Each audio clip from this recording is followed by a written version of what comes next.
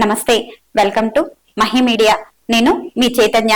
AP deputy CM Pawan Kalyan సోమవారం పిఠాపురం నియోజకవర్గంలో పర్యటించి గొల్లప్రోలులో పలు అభివృద్ధి కార్యక్రమాలకు శంకుస్థాపన చేశారు. ఈ సందర్భంగా డిప్యూటీ సీఎం పవన్ కళ్యాణ్ మాట్లాడుతూ, పిఠాపురం ప్రజలు పెద్ద మనసుతో నన్ను గెలిపించారు. పిఠాపురం ప్రజలకు నేను రుణపడి ఉంటానని అన్నారు. భవిష్యత్తులో పిఠాపురాన్ని ఒక మోడల్ నియోజకవర్గంగా మార్చి చూపిస్తానని, ఏపీ రాష్ట్రంలో అత్యంత అభివృద్ధి చెందిన ప్రాంతంగా అభివృద్ధి చేస్తానని చెప్పారు. ఏరియా డెవలప్మెంట్ చేసేందుకు ఒక ఏజెన్సీని ఏర్పాటు చేస్తానన్న పవన్ కళ్యాణ్ త్రాగునీరు, పారిశుద్ధ్యంపై దృష్టి పెట్టామన్నారు.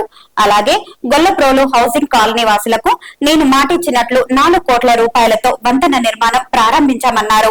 వన్నపూడి గ్రామవాసులకు శాశ్వత శ్మశాన వాటిక నిర్మించేందుకు సిద్ధం చేశామని, గొల్లప్రోలు నగరంలో అసంపూర్తిగా నిర్మించిన అర్బన్ హెల్త్ సెంటర్ ను పూర్తి చేసేందుకు కార్యక్రమం చేపట్టామని అన్నారు.